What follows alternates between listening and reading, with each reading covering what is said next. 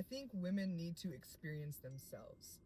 And what I mean by experiencing yourself is by putting yourself in situations that you wouldn't normally do, that you know is what, or what you see other women like. If you ever sit back and you watch women, you're like, oh man, that looks so fun. But like, and you may not have ever mentioned that to anybody, but you watched it and you're like, that looks cool. Or like, for me, for instance, I was a big tomboy growing up.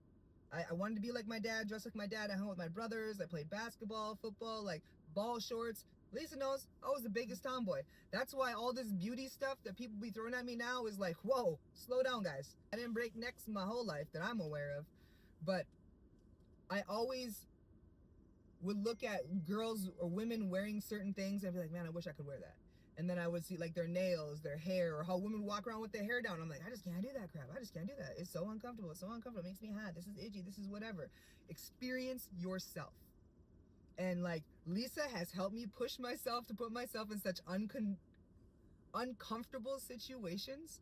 And when I got, like, before I went, I always this close to jumping out of it. Like, I was always super, super close to being like, I don't want to do it, I want to do it. And I would talk to her too. I'd be like, Lisa, I'm so scared. So I was like, I'm like, what you mean you don't want to do it? Girl, you better stop playing and go and do that. I was so scared.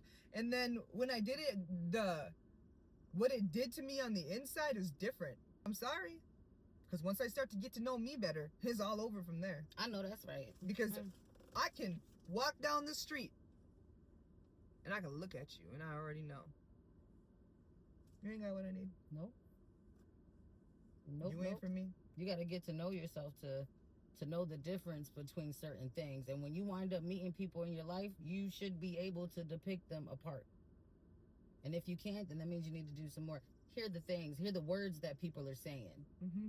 And not just hear the words that people are saying, but watch how actions put to those words make a difference. Yes. And then change your perspective on what you think people think of you. Change your perspective on what you think of you. And just take a risk on yourself and be like, you know what, maybe I'm this bad girl. Maybe I'm this bad bee. Maybe I can come out here and I'm going to throw this on and I'm going to walk out and maybe I will turn heads. And watch those necks break, baby. Mm-hmm. They're going to be turning heads at you all day because you know you got it. And then you have the respect for yourself at the end of the day. Because the things that I used to not respect myself for, I damn sure enough respect now. So sometimes you have to, obviously you have to go through those experiences, but that's the part that means the most important is the experiences you go through and what is the ending solution from it. Yeah, what lesson did you pick up from the experience that you went through? Any experience has a silver lining.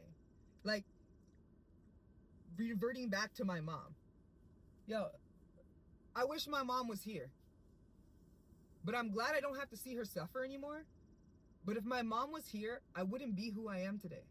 I wouldn't have been forced into the direction that I went. I don't even want to say it was forced into that direction. It was the path I chose. But I wouldn't have taken that path had she been here. Had I not, she probably would have enabled me and I would have enabled her. And it would have been a whole nother situation. I was forced to face myself. And so every situation, there is good out of it. It's not great. There's bad. There's horrible out of it. But you can find something good out of it. And that's something, I'm resilient as shit. I mean that shit. And I know that. I know I be going through shit, but I get through shit. And I needed to go through all that stuff to get through all the shit that I had to get through. And now look, I'm still alive. I'm still kicking it. And I'm not broken. I feel like I'm stronger than I've ever been my entire life. I was weak and I was cracked then. I don't even need duct tape or super glue. I just needed God and me. I got through. I know, girl, all your puzzle pieces was just all scared of this shit and then you got it all together. And I tell you what, I'm not settling for nothing anymore. I settled for so much shit. And when you start putting yourself first, you're going to feel so selfish. Like, the amount of times I ask myself, Anita, you being a narcissist? Anita, you being a narcissist? Or you being whatever? I'm not. I was just so used my whole life that I'm putting everybody else first, that putting myself first felt wrong.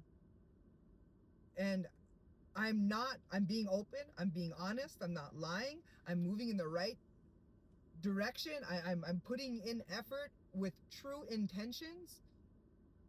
And it feels good to take a risk on yourself. Yeah, please And all do, those y'all. weird things that are all not even weird. All those things that you're like, dang, I wish I could be like that. I wish I could wear that. Put it on. You Girl, can put it on. do it. Put it on. Please do. I bet you look bang. You gonna look so good, man. I know you will. Y'all gonna look good. Men, women, Mhm. whoever. Get your nails did. Do Get your it. hair done. Do Dye it. that shit. Do Put some it. makeup on. Do it. Show a little cheek or two. Get that new tattoo. Go on that date. Go on that date. Leave this state. Yes. Get in that car. Do it. Be safe. Do it. Pay attention to your surroundings. Observations. But live your freaking life. Observe.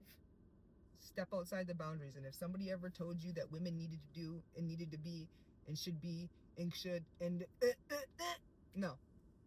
You need to be you. Whatever makes you happy, whatever makes you feel comfortable, do that. But take a chance on yourself like you took a chance on everybody else in this world.